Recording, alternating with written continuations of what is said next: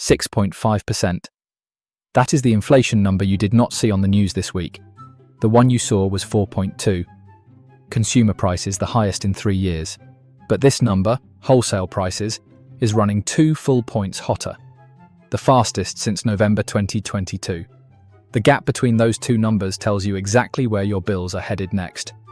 And the Fed meets in 5 days. Let's break it down.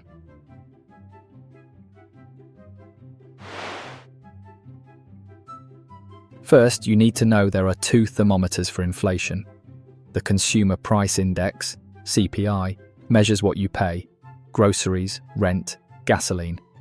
The Producer Price Index, PPI, measures what businesses pay at the warehouse before goods ever reach the shelf. On Wednesday, June 10th, the CPI came in at 4.2% for May, the highest reading since April 2023, and the 3rd month of acceleration in a row. 1 day later, the PPI printed 6.5%, the hottest wholesale inflation since November 2022. To understand why that matters, rewind.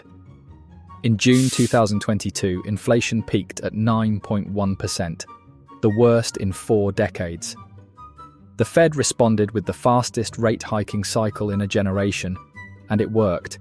By March 2025, inflation was back down to 2.4%. Almost at target. Mission accomplished? Or so it seemed. Then came 2026.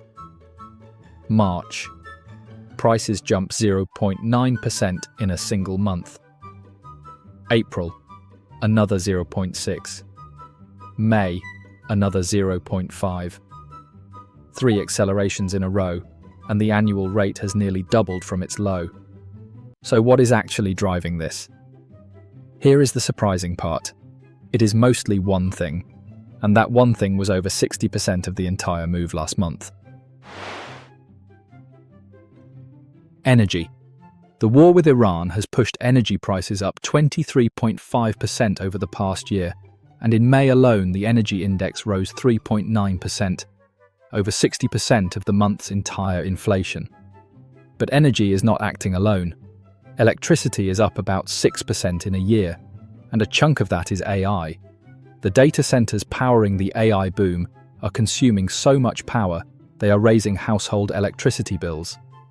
Add the lagged effect of tariffs, a wider fiscal deficit, and a labour market tightened by immigration policy, and you get pressure from every direction.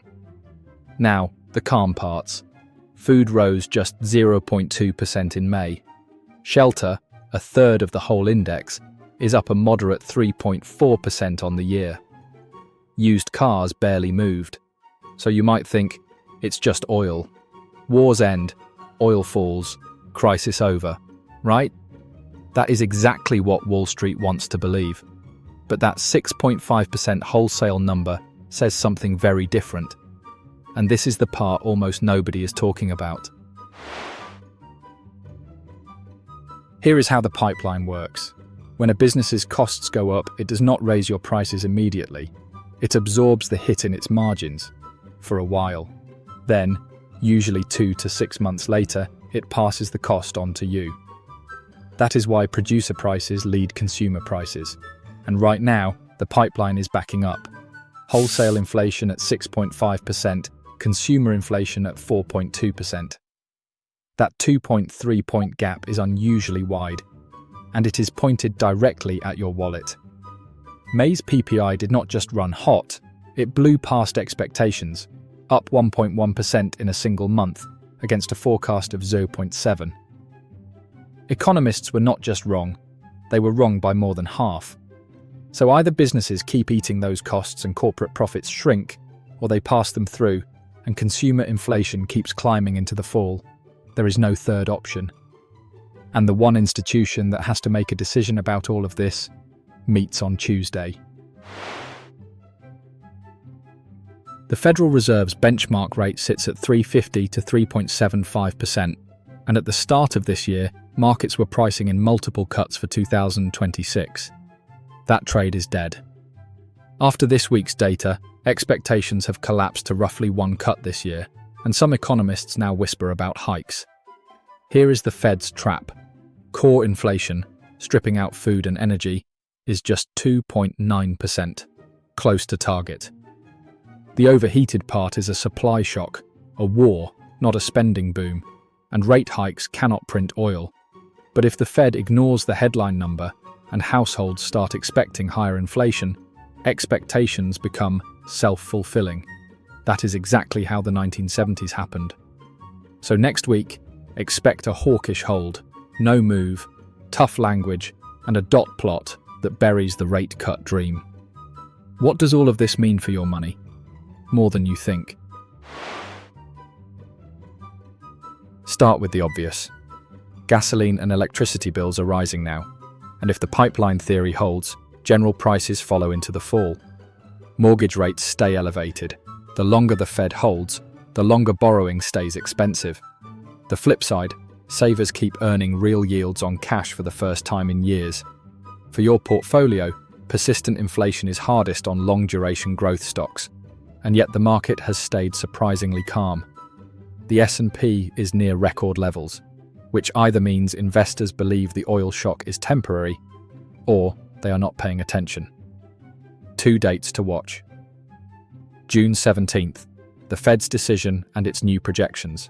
July 14th, the June CPI, the first report that will show whether the wholesale surge is reaching consumers.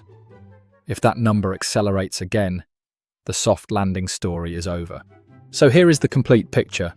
3 separate forces are hitting prices at once. A supply shock, war pushing energy up 23.5%, a policy shock, tariffs and deficits leaking into costs, and a demand shock nobody saw coming, AI data centers bidding up the price of electricity itself.